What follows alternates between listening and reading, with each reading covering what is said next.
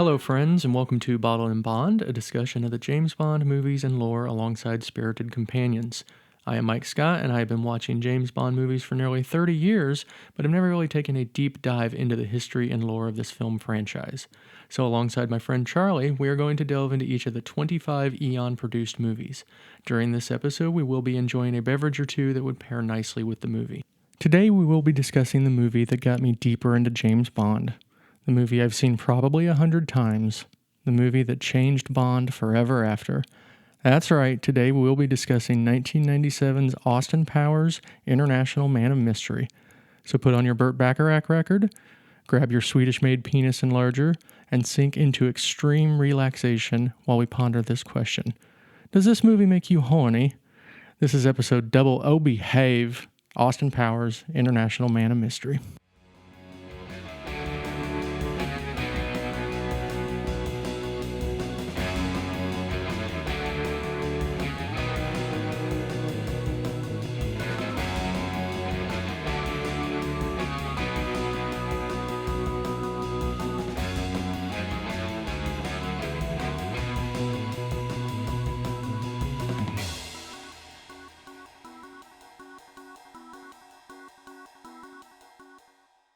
Charlie, welcome. Thank you, Mike. Our last ever Bottled and Bond until 2028. Is that when they're coming out Supposedly. with a new one? Yeah, supposedly. Man, I hope so. We have one companion beverage today. We have Captain Morgan with Tab. Oh, wait, sorry. Tab doesn't exist anymore, so we had to do Coke Zero. How sad. Yeah, but this is what Austin pours on his jumbo jet. Go ahead and do the plot summary. Okay. It's the swinging 60s, and Austin Powers is here for it. After dodging assassination by Dr. Evil, who escapes to space in a cryogenic pod, Austin is frozen in time only to be thawed when Dr. Evil returns in 1997. Confused by the changes in the world, Austin is brought up to speed by his old partner's daughter, Vanessa Kensington. When Dr. Evil reveals his plan to explode all the world's volcanoes, Austin and Vanessa infiltrate the evil lair, defeat fembots and henchmen, and save the day as Dr. Evil once again escapes into space. Austin Powers, International Man of Mystery. Figured since I joke on all the, normal Bond ones, I'd do the plot summary for this one totally serious, considering there's nothing else serious about this movie. I know. If we had enough energy, we almost should have done like the entire episode being serious, except like that just would take so much energy. Yes, it would. And then we'd have to do it again. Yeah. So, Our cast, we have Mike Myers as Austin Powers and Dr. Evil in what should have been an Oscar-winning performance. We have Elizabeth Hurley as Vanessa Kensington, Michael York as Basil Exposition, Mimi Rogers as Mrs. Kensington, Robert Wagner as Number 2, Seth Green as Scott Evil, Fabiana Udenio as Alata Fagina, Paul Dillon as Patty O'Brien, Charles Napier as Commander Gilmore, Will Ferrell as Mustafa, and we have Mindy Sterling as Frau Farbissina. This was directed by Jay Roach, screenplay by Mike Myers, music by George S. Clinton, not to be confused with the guy from Parliament. Right. I saw that and it took me, like, oh, yeah, S. Cinematography by Peter Deming, and production design by Rusty Smith. Not really a theme song, but we'll call it that anyway. The theme song, Soul Bossa Nova by Quincy Jones and his orchestra. It was an inspired choice, It actually. was a very good choice, yeah. Nobody anymore can hear that song without thinking of Austin Powers. I agree. This was released May 2nd, 1997. The budget was $18 million, and the worldwide box office $67.7 million. These are not inflation adjusted. You can do that math on your own if you'd like. I won't. What's your history with this little movie? I saw it in the theater. Did you really? Wow. And I was amused. Yeah. It obviously would have hit you differently than it hit me, because I'd seen GoldenEye, I think, at this point. It was the only Bond movie I'd seen. But you hadn't seen the old 60s ones that it's mostly making fun of. Yeah.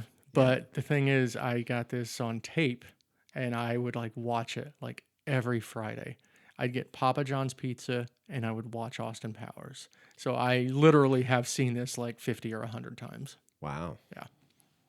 I don't think I've seen it that many times, but I've seen it enough times to know what happens. Yeah. So we'll go to the scene-by-scene breakdown.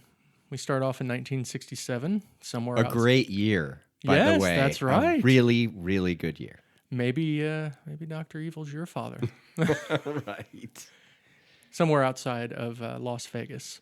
This was shot in a place called the Valley of Fire. Dr. Evil we never see his face. This is a nice little homage, but we don't see his face yet. Dr. Evil does not tolerate failure, so he kills several of his henchmen by dropping them in a trapdoor behind their chairs. Oh, by the way, I mean, the table and chairs is, Yes. of course, great, right? I Yeah. mean, it looks like one of the movies. The 4 that get killed are a guy by the name of Don Luigi, a generalissimo, and a doctor that's named Jurgen. I thought that was funny. And then there was a lady named Rita, who is a meter maid. So apparently a meter maid's as Nice. evil as all those other people. And also the subject of a great Beatles song. Yeah, lovely Rita. So I'm going to do a continuous count of all the Bond references that I got. Okay. And if you find any that I missed, let me know. Okay. So my first 3 are in this. We have, of course, Mr. Bigglesworth appearing in here. So we get the cat. Yeah. We have a villain in Las Vegas. I mean, that's Diamonds Are Forever. Yes. And, of course, the chairs of death that drop him down in. Yes. Yeah. So Great scene. funny stuff. And Mustafa, well, this is beforehand. So, like I said, Mustafa's Will Ferrell. We'll get back to him here in a second. Which I didn't actually remember that it was Will Ferrell. Oh, I nice. don't know if I really even knew who that was. I'd have to go No, back he was in not time. anything then. Yeah. I don't even know. He had barely been on Saturday Night Live, I think. So this was way early in his career. So it's probably why I didn't remember, because he wasn't anyone I knew at the time. We now go to the opening credits in London. This was shot on the backlot of Paramount. Mike Myers saw a movie called Sweet Charity, where he heard that song Soul Bossa Nova. So that's why he added that song to this opening credit. And it was added much later in the production. So it wasn't really? originally planned to be the song. Okay.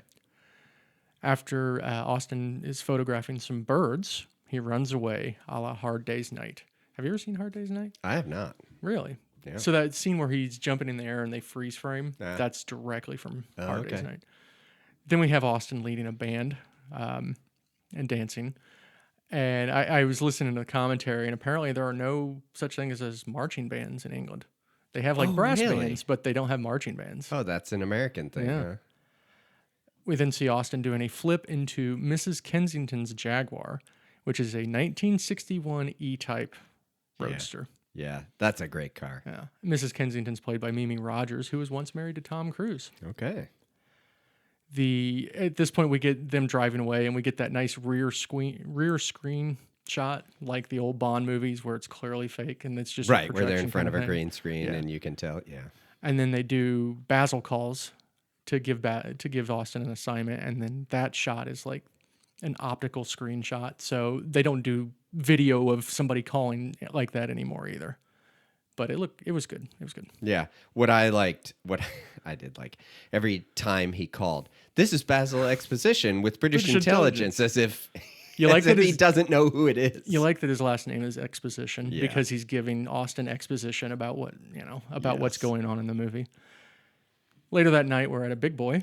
Well, we're at a club below a Big Boy. What is the club called? The something swinging Electric Yeah. Pussycat Swingers Club, I believe. Yes. Yes. We get our first quip, so to speak, where Austin says, "This is my happening and it freaks me out." This is a line directly from a movie that I own called Beyond the Valley of the Dolls. Oh, really? Are you familiar with Russ Meyer? Have you heard the Yes. name? Okay. I've heard- It's a yes. Russ Meyer movie. Okay. But Beyond the Valley of the Dolls was written by a guy by the name of Roger Ebert. I knew Roger Ebert Yeah. wrote that, but I've never seen it. It's weird. It is very weird, but that line is directly from that movie. Okay. So the lady comes up to take Austin's drink order, and then he goes back to talking to Mrs. Kensington, and he turns back around and punches the lady in the face. And then as the lady falls to the ground, it's clearly a man that they swapped out. Yeah, because it was a woman when she Yes. first served the drinks, right? Yes. Yeah. Okay. Because you could tell then when the server's on the ground, you're like, I mean, you could see almost a mustache. Yes. It was very This obvious. 5 o'clock shadow. Yeah. So he gets back up and pulls a knife, takes his wig off. Mimi Rogers at this point, Mrs. Kensington, she hits him, and apparently the guy almost lost an eye because she poked his eye, but he finished the scene and didn't do anything, didn't react wrongly at that point. So I thought that was pretty He's funny. a pro. Yeah, he is. We see Dr. Evil up on the staircase where he shoots and kills the guy that was trying to assassinate Austin, and then he escapes in a pod where we get our first automatic doors of the Yeah, movie. it's a good automatic door that closes. The cryogenic freezing pod. Yes. Attached somehow to the big boy. I don't exactly know how it's attached to the big boy, but I don't care. I think they said that in the commentary too. It was like, how did the big boy, how did he get his pod into that big boy, into that club? Yeah. And you know what? It doesn't matter. Does not matter. Nobody cares. We now go to 1997, where the big boy is performing a re-entry. We go to NORAD in Colorado Springs, where a guy by the name of Ritter, played by the great Clint Howard, brother of Ron Howard, talks to Commander Gilmore.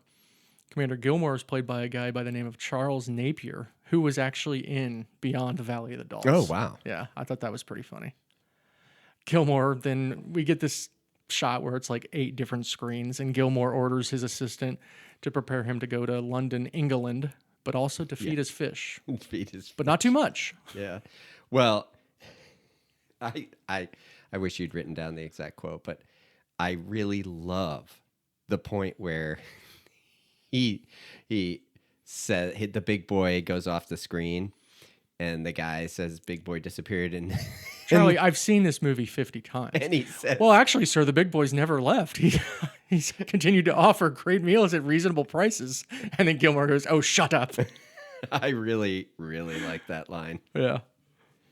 Because on the radar screen, it's the big. Yeah, it you is a actually big boy. see Yeah. the outline of the big boy. We now go to the Ministry of Defense in London.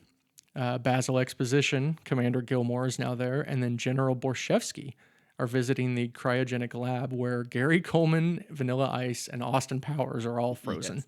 This is our celebrity wing. Yes. The unfreezing process begins, and this is an homage to a Woody Allen movie called Sleeper, which I've never seen.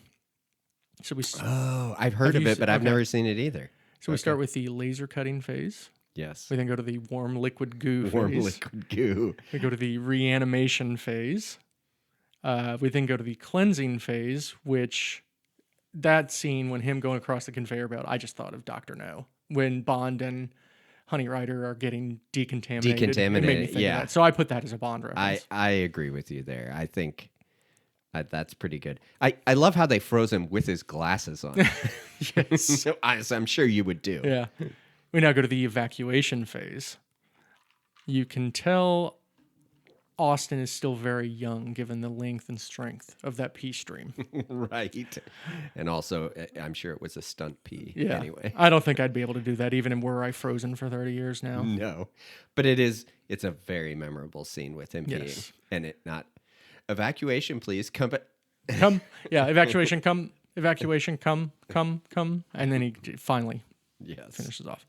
We then have Austin tied to a gurney chair thing and is getting debriefed by Basil while being unable to control the volume of his voice. By the way, I wonder how much time it took every day in the makeup chair to get that chest hair glued on.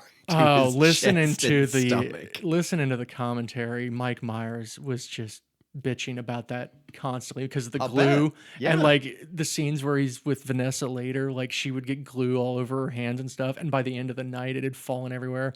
The hot tub scene later on, yeah. like it's all peeling It's off off, and everything, yeah. and he said that water was like green by the end of the day from the shooting. He probably really regretted that he had thought of putting that chest Yeah. hair on, but once you did it, you had to go with it. Yeah. Austin is introduced to the people in the room, and he's shocked to learn that Russian intelligence is there.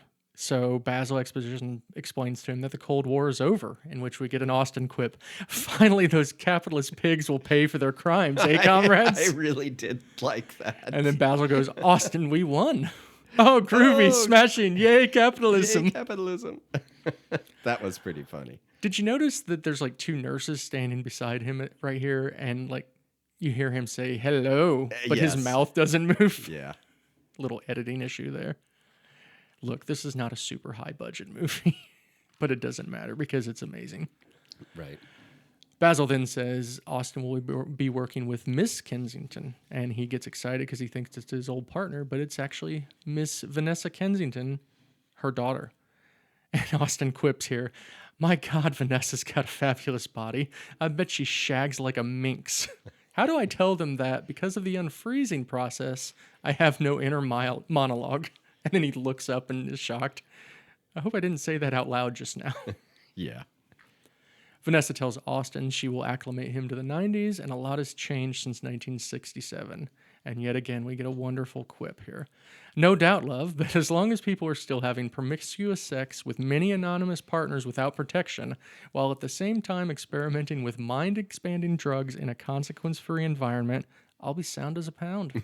Yes. Lovely. Of course, it turns out that wasn't happening then either. No, definitely not. There were consequences. Yeah. At this point, Austin and Vanessa go to receive Austin's personal effects, where the guard says, "Danger Powers?" And Austin says, no, Danger is my middle name. And he gives her a look. Quick shout out here to the wonderful podcast that I listened to that started as an Austin Powers podcast. It's called Austin Danger Podcast. Yeah. And they obviously already covered these. And I guess they had to switch up their podcast subject way sooner than we did. They do. How they do it is they connect, like cast and crew. So funny. they get a lot of options, especially when you get to Gold Member. 6 degrees of Austin Powers. Spielberg's in Gold Member, so that just opens it up. But Yeah. I asked for their blessing for this one because I felt weird not doing that as a Midwesterner. I needed their blessing, and they were, of course, incredibly cool with it. So thank you both. Thank you, Kev. Thank you, Mackenzie. You'll probably never listen to this, but that's okay. So now let's go through Austin Powers' inventory. Yeah. 1 blue crushed velvet suit, 1 frilly lace cravat, 1 silver medallion with male symbol. I love the look he gives Vanessa when he shows the male symbol. Yes, He gives he assumes she'll be impressed by that. 1 pair of Italian boots, 1 vinyl record album. Burt Bacharach plays his hits. Here's something I never knew about Burt Bacharach. Okay. He doesn't really sing on any of his songs. Oh, like he wrote them for other people. Songs, I never knew that because I wanted to listen to some Burt Bacharach. It's like, wait, other people are singing all these. Interesting. So him singing his hits would actually be rare. I don't think that was a real record. Oh, really? Yeah. And then we have 1 Swedish-made penis enlarger pump. And I like how the Swedish flag is even on it. Said that was funny in the commentary. Well, it's Swedish because it's got the flag on it. I know, right? And Austin's like denying it. It's not mine. And then we have 1 credit card receipt for Swedish-made penis enlarger pump, signed by Austin Powers. Probably wouldn't have been a credit card in 1967. Diners Club card. Maybe. 1 warranty card for Swedish-made penis enlarger pump, filled out by Austin Powers. And then Austin says... He would have mailed that in. Yeah. I don't even know what this is. This sort of thing ain't my bag, baby. 1 book, Swedish-made penis enlarger pumps and me. This sort of thing is my bag, baby, by Austin Powers. That's pretty good writing. Austin decides to just sign the form just to keep things moving, Yes. And at this point, he looks at Vanessa and is like, you're all right, baby. And then she kind of slaps him down for his misogyny, kind of. Don't call me baby. Yeah. And then he gets her to finally loosen up a little bit, and he can call her Vanessa. If this were even a more modern movie than this, they'd probably make him watch a sexual harassment employment training video or something like that. Recorded by Basil Exposition, of course. Yes, right. They head to Austin's private jet, but not before Austin grabs his Swedish-made penis enlarger pump. The guard that was giving him all the inventory and stuff, that was actually somebody that Mike Myers had worked with for a couple years in England in comedy stuff. So it was cool to have him do a little thing there. We get a scene break here. This was inspired by the show Laugh-In. Okay. I wondered what inspired it. They did have these in Laugh-In, so that makes sense. Yeah. They originally filmed 50 of these, but they ended up only using 4 in the final cut. To see all those. Yeah. And in case anybody's wondering, it's the point where it's they go to them dancing on this stage and stuff and just music playing, and then they cut to the next scene. I will say, so, I started thinking about the fact, having watched all the Bond movies, it is interesting because Austin Powers as a character isn't really inspired by how James Bond acts, whereas Dr. Evil is very much inspired by how Blofeld is in a sense, right? But Austin Powers is more a parody of other just goofy 60s He's 60s, things. yes. He's a very 60s kind of but not hipster a serious, guy. Right. Yeah, because James Bond in the 60s movies, he was already an adult who Yeah. was serious, Yes. wearing suits and stuff like that. So it was obviously inspired more by those kind of Beatles movies, Monkeys, Yes. that style, Laugh-In, that style of 60s stuff. We now are somewhere outside Las Vegas. Dr. Evil is back. We see his face.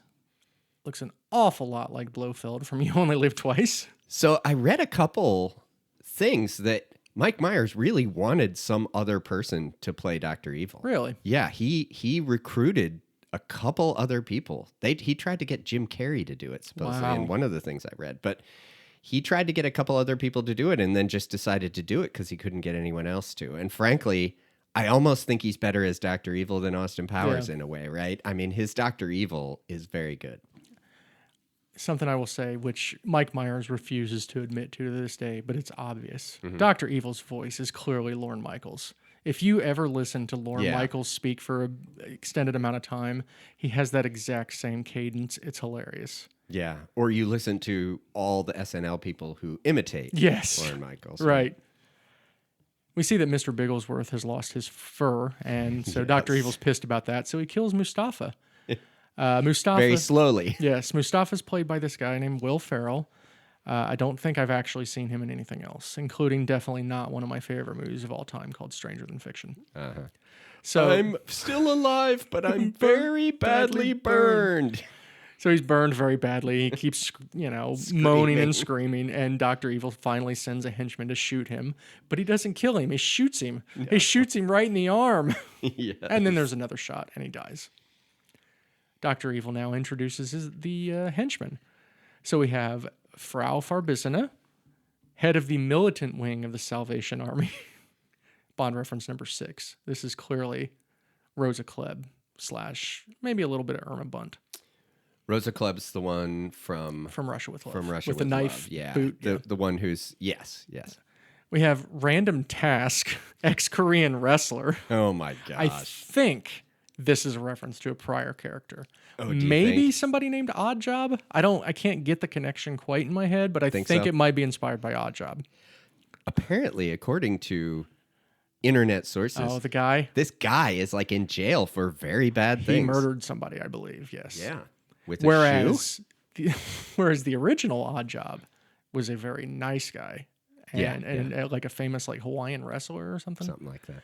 And then we have Patty O'Brien, an ex-Irish assassin with a good luck bracelet. and Dr. Evil says something like, I bet Scotland Yard would love to get their hands on that bracelet because he leaves a charm at each of his kills. And then he goes, yeah, they're always after me lucky charms, which Dr. Evil would know since the commercial did first come out in 1964. I'm glad you checked on that. Yes, because that's a Lucky Charms reference.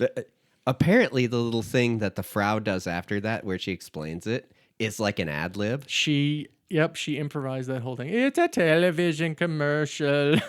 That was pretty good. And our final henchman, the head of the legitimate part of Dr. Evil's organization, number 2, Robert Wagner. Still with us. He may have killed Plenty O'Toole's sister. We'll never know. I know, right? I mean, in real life, people, that's a thing. Robert Wagner, Christopher Walken, and Natalie Wood were all in a boat together, and Natalie Wood died. And there's been speculation since. And that was 40 years ago. Yeah. But the other connection is that Natalie Wood's sister was in Diamonds Are Forever. Plenty right? O'Toole. Yes. Yeah. And what? One of Robert Wagner's former wives or current wife.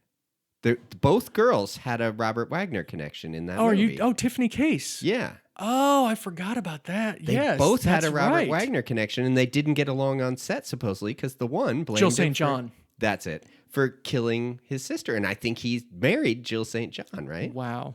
Yeah. I forgot about that part. So he had a real Bond connection. That's crazy. Yeah. And number 2 clearly is Largo from Thunderball. I think so. Yeah. Dr. Evil at this point reveals he's starting to go through some of his diabolical plans. So his first one is to blackmail the royal family by making it seem that Prince Charles had an affair outside of his marriage to Diana and would have to divorce. Number 2 clears his throat and says that already happened. And so Dr. Evil gets all pissed. He's like, I'm the boss, need the info, To throw tell me a me bone these here. things. But did you read that they had to cut that out of the British version of the movie? Yeah, because she died like died 3 right months after or before- something. yeah. No, it was like it was right after, but they probably cut it out for like TV or something. Yeah, maybe. So he goes to his next plan, which is a sophisticated heat beam called a laser, to punch a hole in the protective layer around the world called the ozone layer, increasing the risk of skin cancer. Number 2 once again reveals this has happened. So Dr. Evil goes, shit. Oh, hell, let's just do what we always do. Hijack some nuclear weapons and hold the world hostage. Yes. Which is, of course, a reference to Thunderball and at least 1 or 2 other movies. Yes. Never say never again. Yes. So he says a breakaway Russian... Don't they do that on The Spy Who Loved Me? Is that the Yes. one where they get the submarines inside the giant ship? Yes. Yeah. With the nuclear weapons. yeah, and that one that And then they make the nuclear weapons fire at each other. because he's the one that wants the underwater layer. Yeah, where all of his people are going to stay down there. Yeah. As you would.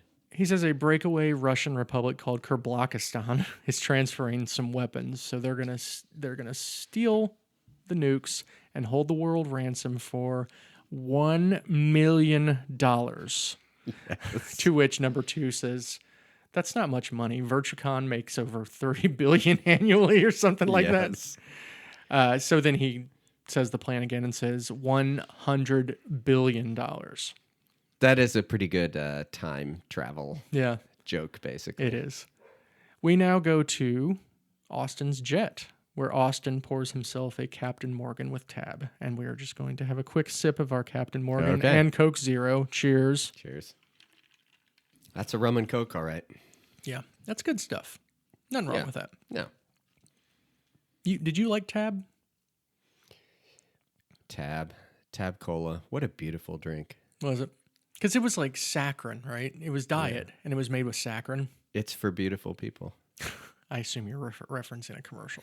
Yeah, I'm giving you the lines. By of the time commercial. I saw Tab, it was like a novelty drink that the same people that drank it in the 70s and 80s were still drinking it in the 2000s. Austin has to sign some release forms for mishaps. So he says, name Austin Danger Powers. Sex? Yes, please. And then Austin asks about Vanessa, her backstory and stuff. She starts to talk about it. But then he interrupts her and invites her to his rotating bed. Well, it's not rotating yet, but Not first yet. of all, what I really enjoyed, this is they're going to the modern times of 1997, but I enjoyed how bulky that laptop was. Mm-hmm. It was so thick and heavy looking. Yeah. And I remember having a laptop like that, and the screen didn't even go all the way to the edge, really, because they hadn't figured out totally how to do that. Right. And laptops were so bulky at that point. We are the same amount of time removed from Austin Powers as Austin Powers was removed from his original time. Oh, wow. Almost exactly 30 years now. Wow. That's scary. So he invites her to his bed, his circular bed. He says, I won't bite. Hard.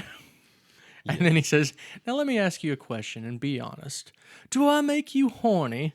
Randy, do I make you horny, baby? Yeah, do I? And she's just repulsed, but not completely repulsed.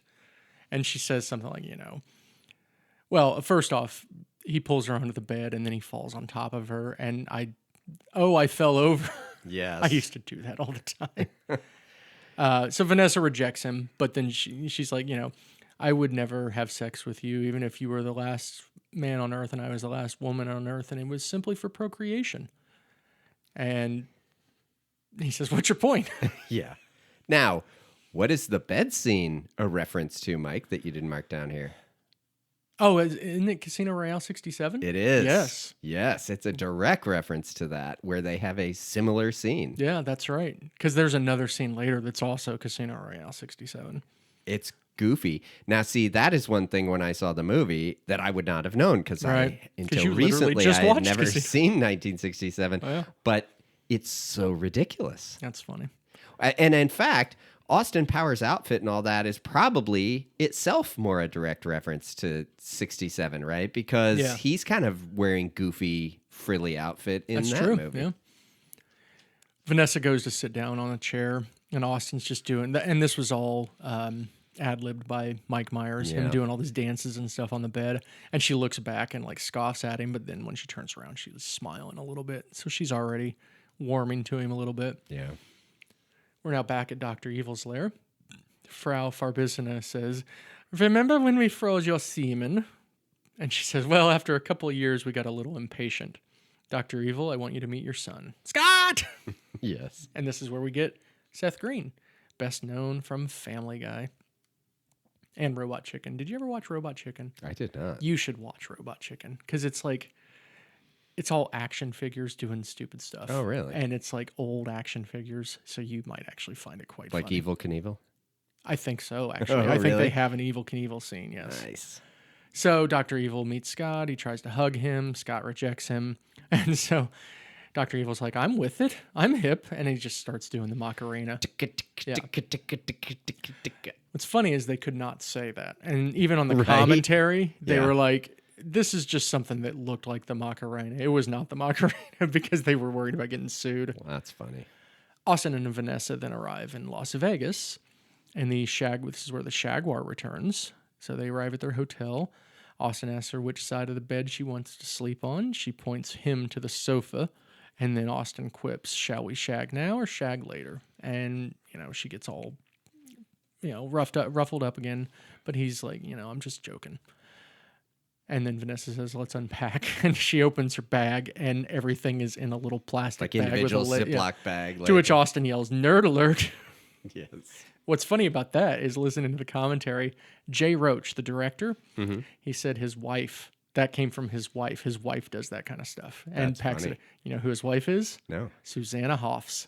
Really? Yep. Wow. Which we'll get to her again later. Oh, okay. So Austin's unpacking. He has this little gun, his little 9mm. Right. And Vanessa has this gigantic, like a dirty, Desert hairy Eagle or Magnum something. Force or something. Yeah. And then Austin pulls out his penis enlarger and says, "It's not mine."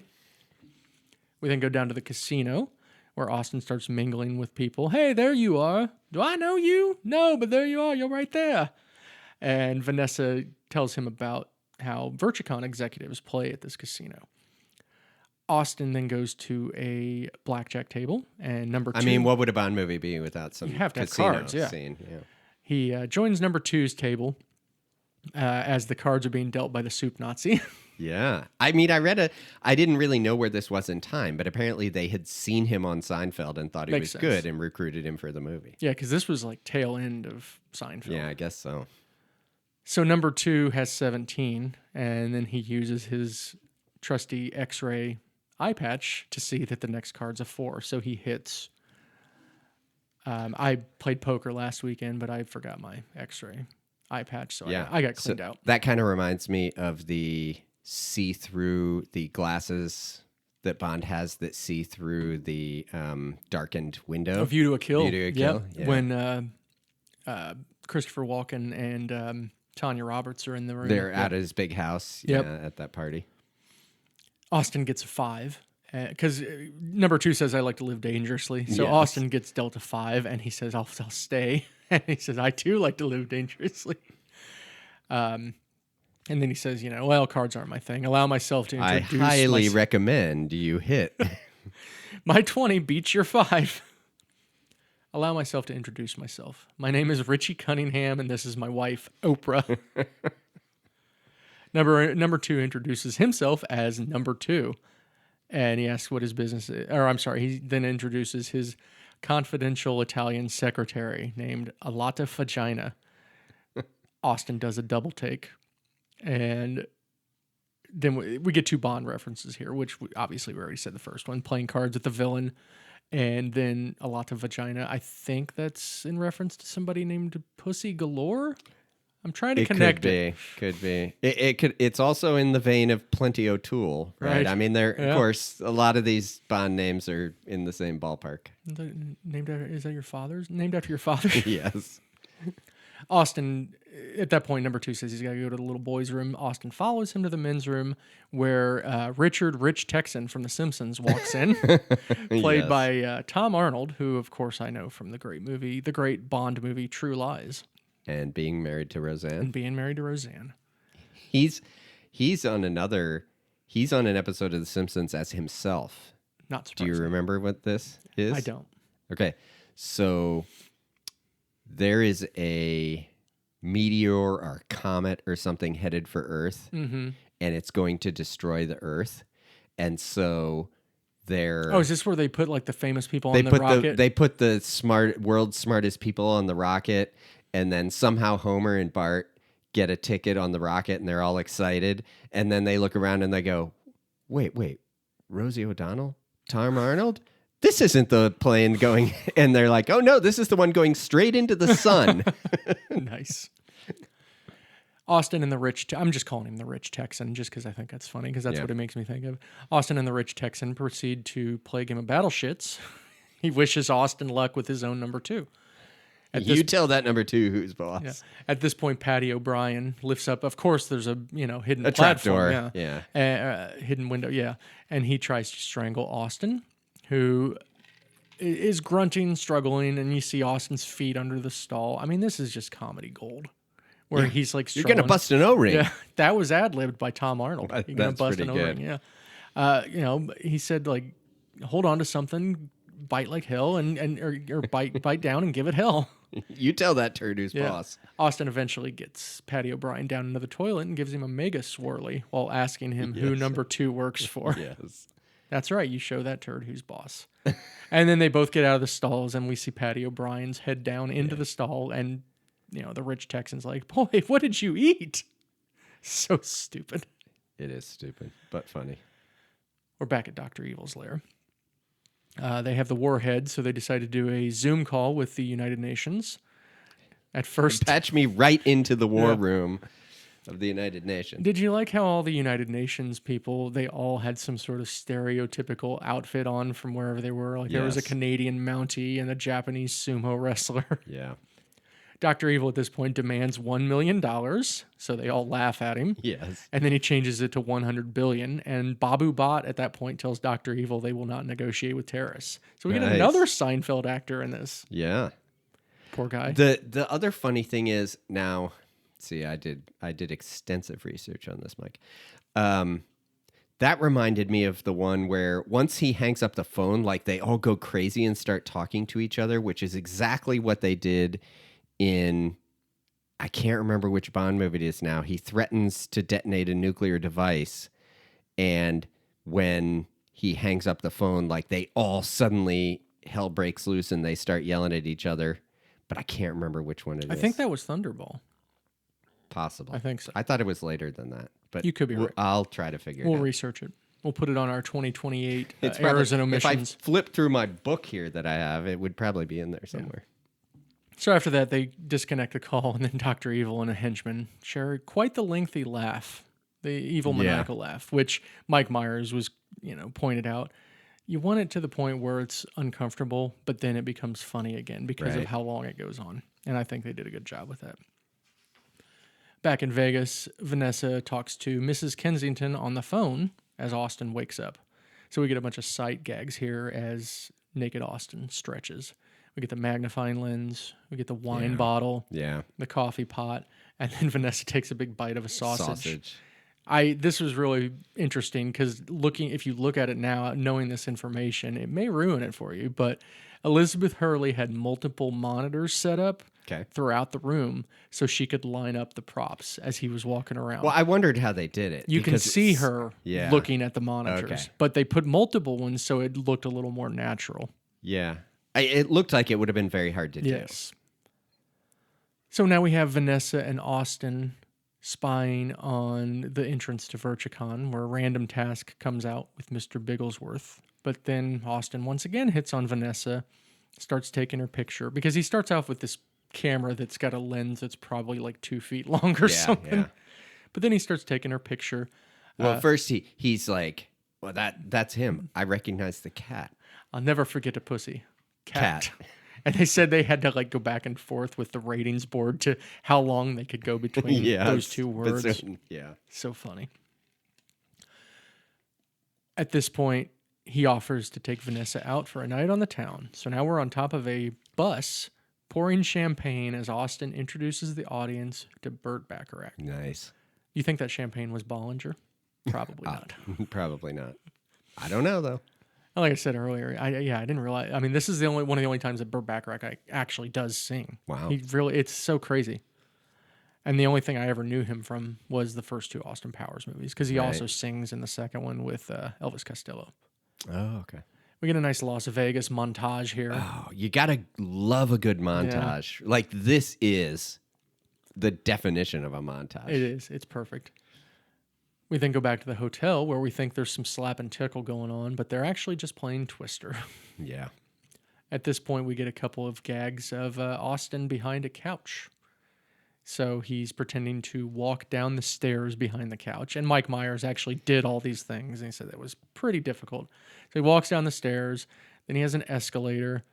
And then he goes across behind the couch in a canoe. Yeah. And then he takes the elevator down, which I don't know why he didn't call it a lift. He's British. Why would it be called an elevator? Oh, because he's Canadian. At that point, Vanessa's cracking up. So she invites Austin to her bed for some champagne. And that happens to me all the time. Yeah. Austin trips into the bed, and Vanessa says she hasn't had this much fun since college, to which Austin apologizes, and she asks why. He's like, I'm sorry, that bug up your ass had to die. Yeah. And when he says sorry, he sounds very Canadian for some weird reason. After escaping his nutshell in the bed, Vanessa asks him to kiss her. Austin, in a very non-Bond fashion, says no because she's drunk and it's not right. Yeah. I don't think Sean Connery would have minded. I don't think so. I mean, he blackmailed women That's true. In the movie. Vanessa tell your boss. Vanessa then asks about her mom, what she was like back in the 60s. Austin speaks very highly of her, says he could have treated her as well as Vanessa's father, but that train has sailed. I don't know why they say that train has sailed. At this point, Vanessa's passed out. Basil calls Austin with some info on Alata Fagina's penthouse. So, and he opens the laptop, and what does it say? You've got mail. Yeah. Yeah, because classic. Basil just sent a voice message. Which the funny thing is, of course, that's a joke that didn't age, right? I mean, it's like funny at the time, but like people watching it now would be like, what? Funny for people of a certain age. Right. So we're now at Alata Fagina's penthouse. Bond snaps some photos of some Verchicon projects, which include human organ trafficking and a Carrot Top movie, as well as Project Vulcan, which is a large drill. Alata walks in. Austin plays it cool. She slips into something more comfortable and invites him to the hot tub. Okay, the hot tub is from which Bond movie? You Only Live Twice. Okay, it is. Yeah. When they're in Japan. Yes. Yes. There was also a shot before they go to the hot tub of Austin in between her legs, like one of her legs is propped up. Oh, and that's nice. That's clearly The Graduate. Yeah. At this point, the undressing behind the curtain is also an homage to Casino Royale 67. Oh, okay. So Alata undresses, hops in to the hot tub. Austin does the same. I haven't seen flotation devices like her since Plenty O'Toole. Yes. There was definitely some floating there. Offering to wash him, she says, in Japan, men come first and women come second, to which Austin replies, or sometimes not at all. Yeah. So at this point, they enjoy Which is You Only Live Twice. Yes. That's a line almost exactly from You Only Live Twice. Except for the, or sometimes not at all part. Sometimes. At this point, they're enjoying some sake, and Austin is feeling extreme relaxation and cuts the cheese. Alata says, how dare you break wind before me? To which Austin replies, I'm sorry, baby. I didn't know it was your turn. And then Austin quips, pardon me for being rude. It wasn't me. It was my food. It just popped up to say hello, and now it's gone back down below. Wow. So there was actually a lot of setup for that. Okay. Like there was a scene that was supposed to be in the unfreezing part where another thing is whenever Austin feels extreme relaxation, he cuts the cheese. Oh, I see. So that all got cut, but it still worked. Who cares? I mean, Yeah. the little bubbles rise up. It's hilarious. Yeah. We go back to Dr. Evil's lair. Concerned Austin is getting too close, Frau Farbissina shows Dr. Evil the fembots, who distract all the guards and kill them with machine gun jumblies. Yes. Dr. Evil says, I like to see girls of that caliber. And then he has to go on and explain his joke. Right. We now go to the British makeshift headquarters, which did you notice that's actually the hotel room that Austin and Vanessa were in earlier? I don't know if it was intentional. Oh, I don't know. People would say like, oh, well, they just moved all the stuff into that room. Okay, that's fine. Funny. But it was budget reasons. At this point, Vanessa's playing Q, showing Austin a geosynchronous positioning device and a dental care kit. Yes. And the dental care kit, Austin thinks, is all these crazy things that'll help him. Right. And it's right, really like just for him to fix his teeth. He thinks the toothpaste is explosives. Yeah. Which was It really was. in a Bond movie. Basil then gives some intel about the nuke, and Austin says, only two things scare me, and one is nuclear war. Basil asks what the other one was, and Austin says, carnies. Circus folk. Nomads, smell like cabbage. Small hands. At that point, Austin gives Basil his intel from Alata's penthouse. You can see that Vanessa's pissed. We then have Basil introducing Austin to his mother. It was nice of her to fly all the way to Vegas just I know, right?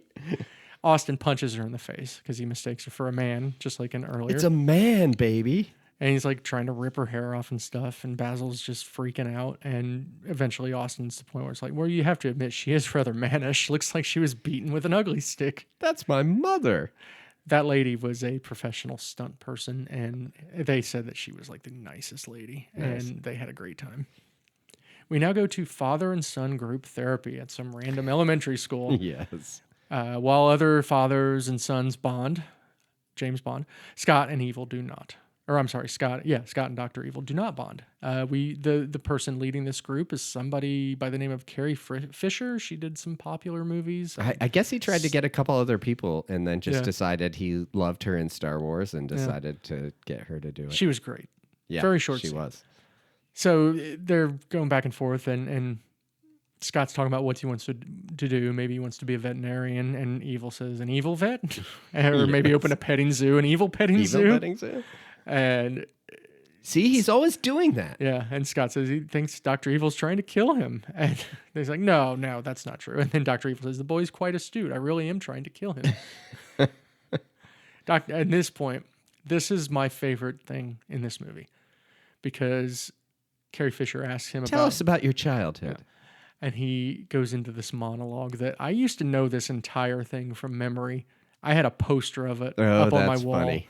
Let's see how much of it I can do. All right. The details of my life are quite inconsequential. Very well, where to begin? My father was a relentlessly self-improving boulangerie owner from Belgium with low-grade narcolepsy and a penchant for buggery. My mother was a 15-year-old French prostitute named Chloe with webbed feet. My father would womanize. He would drink. He would make outrageous claims like he invented the question mark. Sometimes he would often he would accuse chestnuts of being lazy. In the spring, I messed it up. I know in the spring we'd make meat helmets. Yes. When I was 14, a Zoroastrian named Vilma ritualistically shaved my testicles. To which we get my favorite line. There really is nothing like a shorn scrotum. It's breathtaking. I suggest you try it. This was before the days of manscaping. I was going to say, little did he know that would Yes. just be a normal thing someday, apparently. I used to do the whole thing completely. It's pretty funny, though. So we go back to the hotel. And I like how Scott keeps giving Carrie Fisher looks like, Yes. seriously? Like, are you hearing this? Right. Back at the hotel, Vanessa is worried that Austin slept with vagina, to which he readily admits, I shagged her rotten. Vanessa says, did you use protection? Austin says, I had my 9mm. Yes. Vanessa says, no, I meant, did you use a condom? No, baby, only sailors use condoms. And she goes, not in the 90s. Well, they should, those filthy buggers. They go from port to port. Yes. So Vanessa's freaking out. Austin tells her not to have a thrombo, which I've never heard that used like that before. No. Rejected, Austin drives along the strip, realizes he's not as cool as he thought, and he does get another tab at a bar. Yes. So we're back at the hotel where Austin makes a list of all his old friends. We have Jimi Hendrix, deceased drugs, Yeah. Janis Joplin, deceased alcohol, Mama Cass, deceased, ham sandwich. And then also Jerry Garcia was written on there. He was deceased, heart attack. Was he deceased by 1997? He was. He died in 94. Oh, okay. Wow. I didn't know it was that long ago. Austin then experiments with, maybe 95. He then experiments with relics from the 90s, CDs, and Reebok pumps. You ever have a pair of Reebok pumps, or were you too old for those? I think I was too old for that. I thought they were goofy. But I do like how it explodes and the powder sprays in his face. And then Austin's watching this video, and if you believe they put a man on the moon, Austin watches a video of it, as well as the fall of the Berlin Wall, and the big revelation that Liberace is gay. The ladies loved him. That is, and did you notice there are like 20 cans of Tab on the table after he had watched that whole video? Mm-hmm. I guess I forgot. You've missed a lot of things in the past I believe there was 30 also years. a bottle of Captain Morgan sitting there. Ah, nice. We're back at VirtueCon. Austin and Vanessa are taking a tour in disguise, chatting about a lot of vagina. They stop at a restricted area where they steal uniforms with people that clearly are there the exact same size. You got that super tall guy that I think he played Lurch in the Addams Family movies. Oh, nice. And then, a larger lady. And they just come out wearing them and they perfectly fit them.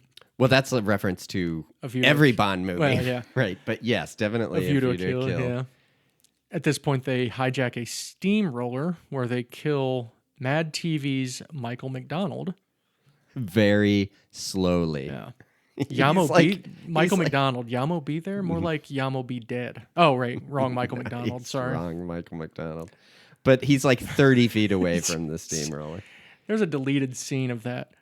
There's actually two of these deleted scenes where the first one was like for Michael McDonald, where they go to the henchman's wife and kid and they talk about how he's dead and how they never think about the little people that work for these organizations and stuff. And I'll tell you the other one like when we get to the other henchman joke. Yeah, when we get to the other guy. At this point, they're walking through the facility, and Random Task comes up behind them with that great knocking sound effect that sounds like coconuts and knocks them both out. Yeah, takes them to the underground lair after dressing them in the required, VirtueCon outfits. Because there's a great Bond reference where we have not only the villainous lair, but we have them wearing their uniforms that they have to wear when they're at the villain's lair. Yes.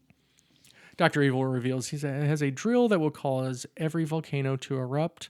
Babu Bot then agrees to Dr. Evil's demands, and then he turns off the video, but Beavis and Butthead end up playing on the screen. Playing on the screen, that is pretty good. Dr. Evil... By the way, Mike Judge, just a genius. Yes. Maybe we'll do one of those movies someday. Dr. Evil is then serving them dinner. Scott comes in and reveals he's a complete disappointment with his life choices. Scott asks, why doesn't he just kill Austin and Vanessa, to which he replies, no, Scott, I have an even better idea. I'm going to place them in an easily escapable situation involving an overly elaborate and exotic death. Scott's like, but I have a gun in my room. Yeah. I'll go get it right now. And that's a reference to almost every Bond movie. I know. And then they put him in there and they close the door so he can't even see them being killed. But what does he put him in there with? What do you mean? He puts them in there with not laser sharks. Not sharks with freaking laser beams on their heads, but sea bass. We're almost there. Okay. I have one thing real quick before that, because Austin asks, Dr. Evil, do you really expect them to pay? To which he replies, no, Mr. Powers, I expect them to die. After they pay me the money, I'm still going to melt every city on the planet with liquid hot magma. Of course, that's a Goldfinger reference. Oh, I expect you to die. Number 2 informs Dr. Evil they couldn't get the sharks with laser beams on their heads, so they're stuck with ill-tempered sea bass instead. He's like, are they ill-tempered? It seems the sharks have become endangered, and we couldn't get in. Right. So the door to the room is closed. Scott questions this. Dr. Evil says, no. I'm just going to leave them alone and not actually witness them dying. I'm just going to assume it all went to plan. What? It's like, really, I have a gun in my room.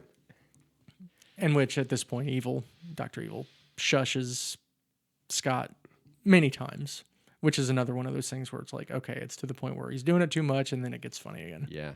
Apparently, that was somewhat of an ad lib, all that shushing. Yes. Shh.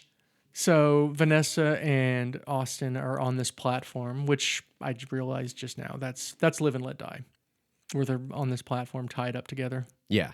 And as the platform's starting to sink, Vanessa. That's the one with the sharks where the guy explodes Yes, or something, isn't yes. it? Right? He gets the oxygen thing in his mouth Yes. and he explodes. Vanessa gives Austin dental floss, so his teeth will be clean for his funeral. Oh wait, no, it's actually he's gonna use it to swing across the water after disabling a guard with toothpaste. You think toothpaste would that hurt your eyes that bad?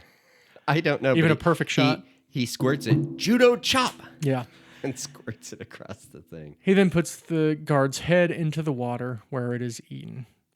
And before we get to the quips, this was another one of those deleted scenes. And this deleted scene was a bunch of guys at a bar talking about that henchman and how he was about to get married. The guy's best really? friend at that bar talking about him was Rob Lowe. But they go into the Really? whole thing, and then they get a phone call, and Rob Lowe goes and takes it, and they talk about how he's gone. He just got decapitated by a sea bass. Wow. Did you know that the Chilean sea bass, the real former name of it was the Patagonian toothfish? Yes. And they changed it to sound better and Yes. sell better? I did know that.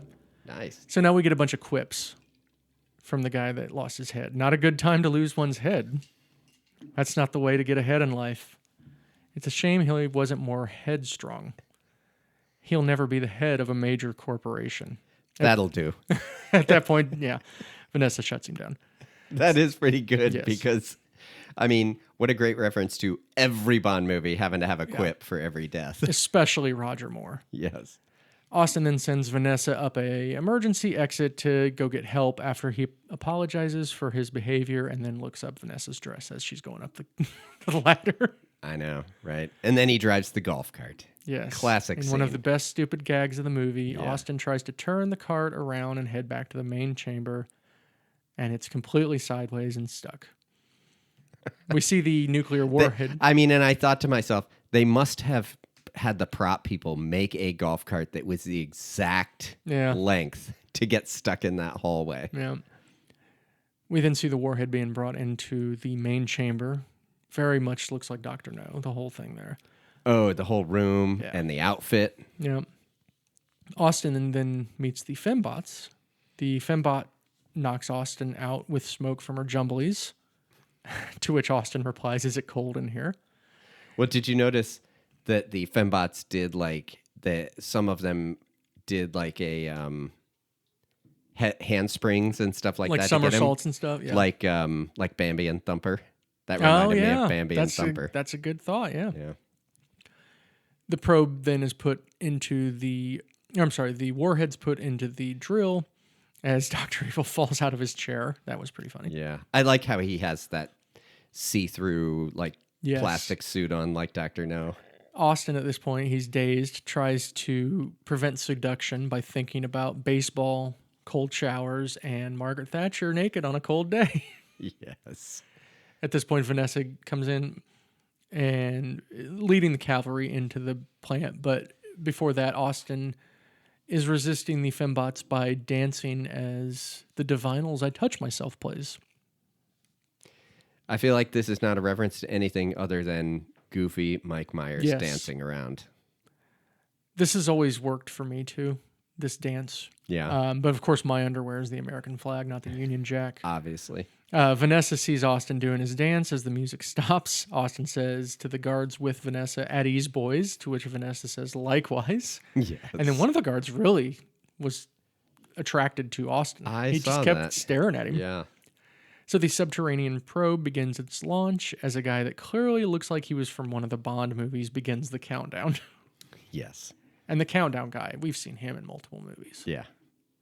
You need one specific guy that does that. Oh, you have to have some. Austin, Vanessa, and the soldiers break in. A shootout begins as Dr. Evil escapes. And what song begins playing? Secret Agent Man. Sung by Go for it. Johnny Rivers. Johnny Rivers. I did not put down the name. That's a great song. Austin takes out a bunch of men in awesome henchman uniforms. We get our great henchman uniforms in this one. Yes. Stops the countdown for the drill at the last second as Of course. the UN stereotypes all cheer. So then we're back in the dining hall where Dr. Evil sings about giving Mr. Bigglesworth meow mix. Yes. I love that part. I want I chicken. like want chicken. I want liver. Meow mix, meow meow mix, mix, please please deliver. deliver. Austin arrives holding him at gunpoint. Dr. Evil criticizes Austin's ways and how they are all considered evil now. That was pretty Which kind of funny. pissed Austin off. That was That funny. was kind of funny. Somehow at this point, it's revealed that Vanessa is captured by a lot of vagina. Well, Seems, they run into the room, right? Yeah. And we see number 2. Have we seen number 2 yet? Almost. Okay. But we see that the turns have tabled with Vanessa being captured. Yes, I said it like that on purpose. Nice. Austin grabs Scott, who walks in the room. Dr. Evil says he doesn't care if I Austin don't kills care. him. Kill him. At this point, number 2 walks in and pulls a Jaws and turns against Dr. Evil. What's number 2 carrying? He's carrying a fembot in a briefcase, yes. Yes. Stealing a fembot. He criticizes Dr. Evil because he's like, you don't realize there is no world anymore. It's only corporations. Boy, I'm glad we've went away from that. I'm glad we're more... I know. You know, I mean, he modern basically is talking about how he had this whole thing running. They were making tons of $30 money. billion a year. Exactly. And Dr. Evil has to come back and ruin it. Here's a weird cut in the movie because at this point he offers a business proposition to Austin, and Evil drops him down in a trapdoor behind the chair. But there was like a whole longer scene there of the business proposition, and it basically boiled down to number 2 was going to give Austin all the money, the ransom money. Okay. But it was like $60 short. And the $60 short was the briefcase that he had the money in. And Austin's like, so I'm really buying, I have to get the whole amount of money, I have to take the briefcase also. Why can't I just have all of the money? So Wow. weird. At this point, Dr. Evil escapes again in his pod as the complex begins to self-destruct. Austin and Vanessa escape in the Jaguar. Of course. I mean, self-destructing the lair is yeah. as James Bond as anything. Right. Austin and Vanessa escape in the Jaguar. Austin misses his jump and lands very uncomfortably on the gear shift. Racks Yes, himself. He does. I do love that Austin and Vanessa hightail it out of there without the soldiers. They're just, hopefully they all escape too. Yeah. But then the lair explodes. So now we're 3 months later. Austin and Vanessa are now married, and Austin got his teeth fixed. We get another set of sight gags, this time with Vanessa, while Basil is on the phone with Austin. She holds up 2 pineapples. She holds up 2 melons. She holds up a spice rack, to which Austin says, nice rack. And then there's a drawing of some jumblies. And then Austin gets up and leaves holding his package, a wrapped package. Maybe it's his dick in a box. Right. Milk from 2 glasses is poured as Vanessa's now on the phone with Basil. Sitting behind them. Now, did you notice when she's behind the thing of flowers, if you look closely, you can see a piece of red tape that is obviously on her breast, which was put there obviously for some form of modesty, and supposedly they said so that crew couldn't make naked pictures of her. Oh, that's right. I heard them talking about that on the commentary. But you can see the piece of tape if you really look through the flower, because I read that as I was watching the movie, and I looked, I'm like, oh, you can see a little bit of red back there. So at this point, Vanessa's sitting back down, and Austin's kind of like propped up on the side of the couch, and Vanessa's blowing this balloon that keeps bigger and bigger about how, as Austin talks about his love at first sight with Vanessa, and asks her if she felt the same. She replies, actually, I couldn't stop staring at your teeth. And then the balloon deflates. And then we get our Diamonds Are Forever reference. Random task brings in room service. And he throws a shoe at Austin's head. Who throws a shoe? Honestly, you fight like a woman. Ow, that really hurt. I'm going to have a lump there, you idiot. That was pretty good. Austin is choked by random task as Vanessa gives him the Swedish-made penis enlarger, which Austin says is not mine, but then he uses it to distract random task while Vanessa knocks him out with a bottle. And then they just put him in the cart. Yeah, I like how he rolls the cart in, just like at the end of Diamonds Are Forever. But he didn't go, oh. No. He was more like, oh. Right. It was close, though. That's close. They then stand outside on the veranda, and they spot Dr. Evil's pod. And I think that was where we get one of those like Uranus jokes. Because like, what is that? Yeah. And then Dr. Evil threatens revenge, as we see, frozen As he's Mr. frozen Bigglesworth in there, again. and Mr. Bigglesworth's frozen. And that's it. That's Austin Powers. It sure is. Here's our trivialities. Okay. The song BBC that's playing during the credits. Did you watch the credits? I watched the credits. The band is called Ming T, and the people in that band include Matthew Sweet. Oh, wow. And Jay Roach's wife, Susanna Hoffs. Oh, wow. Who would actually go on to work together on multiple cover albums. Yeah. So I thought that was pretty cool. That is Susanna interesting. Hoffs was in the Bangles. Yes, Walk she Like an was. Egyptian. Who were like a punk band before they went pop. Yeah. There was a deleted scene on the plane where Sherry O'Terry was the flight attendant. Oh, really? And she keeps chastising Austin for calling her a stewardess. Criticizes the sexy uniforms the flight attendants will not wear, and shoots down the itinerary that includes all of them getting naked and drenched in baby oil for the orgy at 6 p.m. That was all in the deleted scene. It was pretty funny. In another expanded scene, number 2 talks about, because he has this whole thing about all the legitimate things that Verticon does. Right. Number 2 talks about how Verticon also makes handcrafted cheese plates, which is not quite as successful. One of the fembots is Cindy Margolis, who was well known in the late 90s as the queen of the internet. She was a swimsuit model. Okay. So the alternate ending, I sent you this already because it was so awesome. Alternate ending number 1, Bond on a boat. Oh, wait, no, Austin. Austin's on a raft with Vanessa at the end after the lair blows up, in an ocean in Las Vegas, of course. Yeah. Uh-huh. Austin replies, all my movies end on a raft. Yes. Basil arrives with some more exposition, and he makes Vanessa a full agent and gives Austin a card to his dentist. But Basil's like, he's in like a parachute kind of thing, or no, he's being dangled from a helicopter. Oh, nice. And in like a harness. That happened in Bond. And then our second alternate ending is Basil Exposition is providing exposition on all the characters at the end of the movie. To which he says, Alata Vagina changed her name to Sandy Vagina. Wow. So my Bond reference count, I had 16, but it sounds like I think is probably more like 20 at least. Yeah, I think so. Final thoughts and rating. 5 stars. I mean, of course, this is one of my favorite movies of all time. I've watched this more than almost any movie. It's perfect. And watching it now, after watching all the Bond movies so much, I think it's even better. So it's great. What about you? It's very, very good. I think I'm going to give it 4. I don't know why. It wasn't quite... I don't know. I liked it. It was very, very funny. Plus, it's only 90 minutes. 4 stars. Yeah, well, yeah. it's only 90 minutes. It is very good. I mean, 4 is a pretty good rating. Yeah. So that's it. Our next Bottle and Bond episode, who knows? What's it going to be called? Who's going to be the actor? All we know now is who's directing it. What are we doing next? Well, now we're going to move on to our Spirited Movie Companions podcast. Okay. So that podcast will start up next month. And our first movie for that one is going to be Animal House. And our second movie for that one is going to be Clerks. And then we have some interesting one. I can't wait to hear at the end of Clerks what your friend Allison, Our contest winner, Allison, what she picked for her movie. Because you've made it sound like it's not something I'm going to be excited about. Well, we'll find out. We'll see.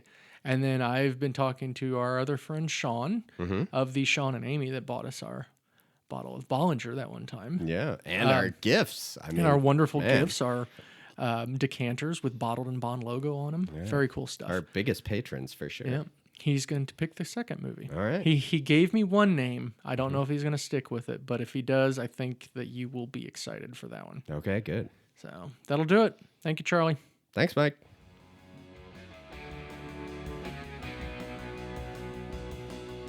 We hope you enjoyed this episode of Bottled and Bond. If you'd like to send us a message, you can do so at bottledinbondpod@gmail.com. Till your next briefing, pour yourself a drink, light a smoke, and find yourself a spirited companion.